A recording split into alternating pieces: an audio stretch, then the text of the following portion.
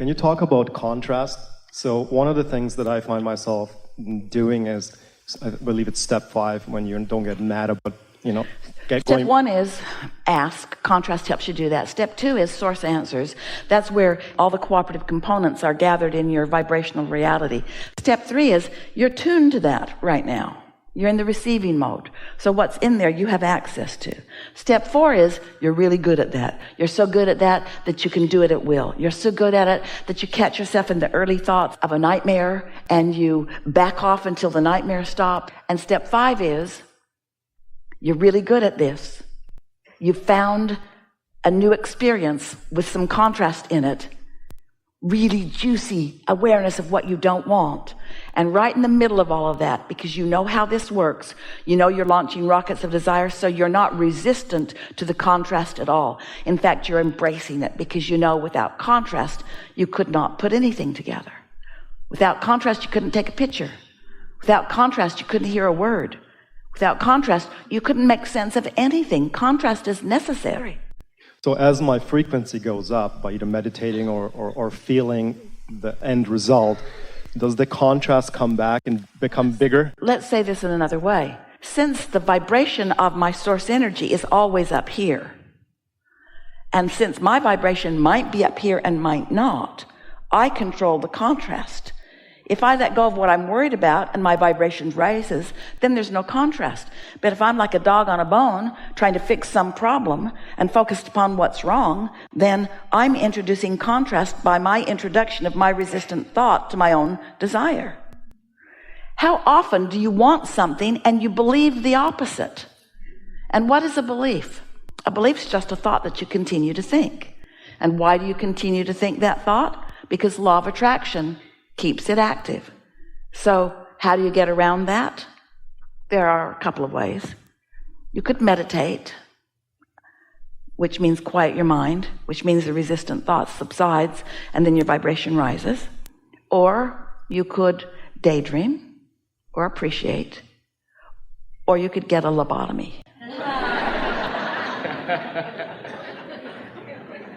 Your choice. So your question is? My question, I guess, was... We have a few for you. Good. Do you think contrast is a good thing or a bad thing? It's a good thing. And since contrast is a good thing, then where'd that question come from?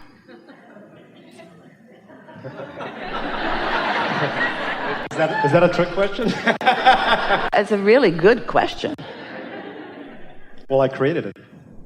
Out of your practical mind, like out of Esther's practical mind, you are evaluating scenarios.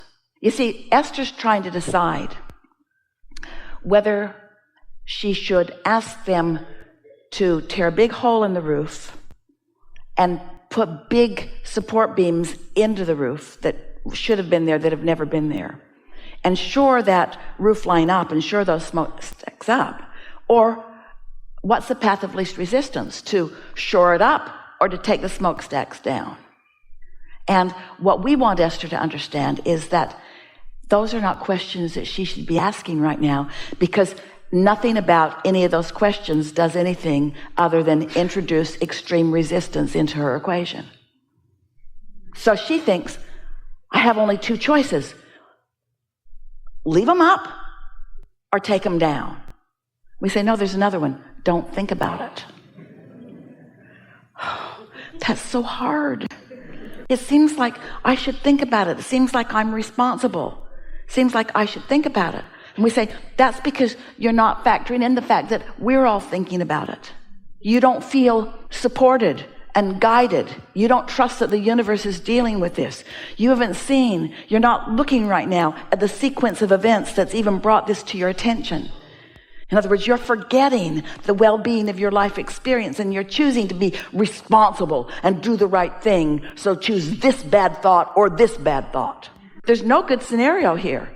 In either case, they have to make a big hole in the roof. In either case, they've got to bring a crane. In either case, great big beams have to be put into that roof line. In other words, it doesn't feel like there's any good choices from Esther's fearful place. But from our advantage point, they're all good places. Men get to play with a crane. They get to bring those cranes up there. They get to do things that they're good at doing. They get to figure stuff out. They get to work on this awesome house.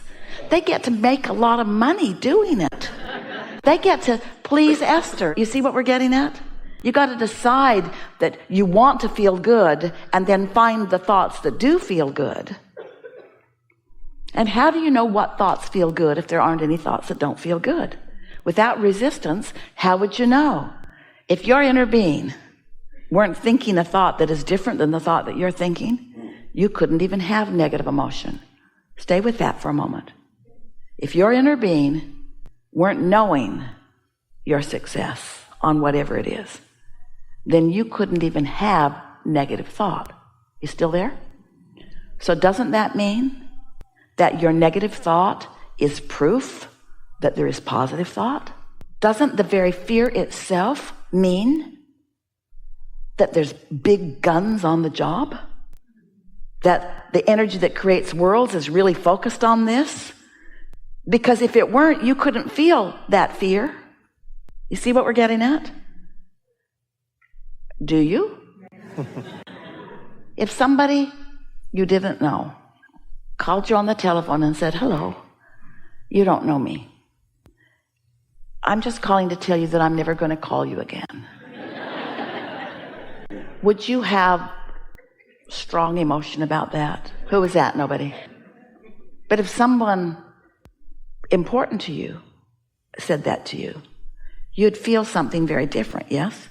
So we want you to feel that it's only when you oppose what your inner being knows about the specific subject that's active within you that you ever would feel positive or negative emotion. When you feel positive emotion, it means your inner being's all over this thought just like you are. When you feel negative emotion, it means your inner being's all over this thought but has a very different vantage point than yours. Don't you like knowing that? And don't you want to guide yourself? So here's more questions for you. Okay. You can sort of speak on behalf of all of them. He'll do a good job for you. Do you feel blessed enough to let yourself feel good?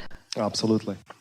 Do you believe that in struggle or suffering or sacrifice that anyone is benefiting?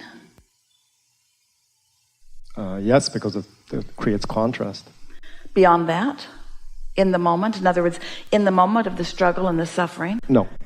So it brings awareness, and it could help you to guide your thought, but there's no practical value in pinching yourself off from the energy that creates worlds that is already all over your project. Yes? Yes. That would be like, and you've lived this, so picture this. The men have arrived. They brought their crane. It's enormous. It's high in the sky. There are men sitting in the cabin of the crane. There are men on the roof receiving the big chain that's coming down. Everyone's in place, and they are so good at this. And then Esther's standing there yelling, "Watch out! Be careful!"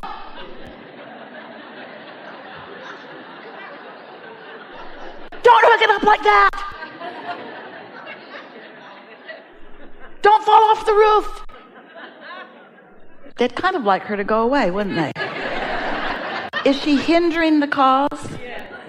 Is she helping the cause? And so you sort of get the point. So why would someone like Esther, why would she do that? Why would she do that? Only if she thinks she knows better, if she doesn't trust the men on the roof, or if she doesn't trust the crane. But you can trust the men on the roof. You can trust the non-physical in the sky. You can trust your non-physical counterparts. You can trust the worthiness of your being. You can trust the blessedness of your being. You can trust that things are working out for you. You can just decide whether you want to help or hinder. And we just want you to go in the house. Or better still, leave town for a while.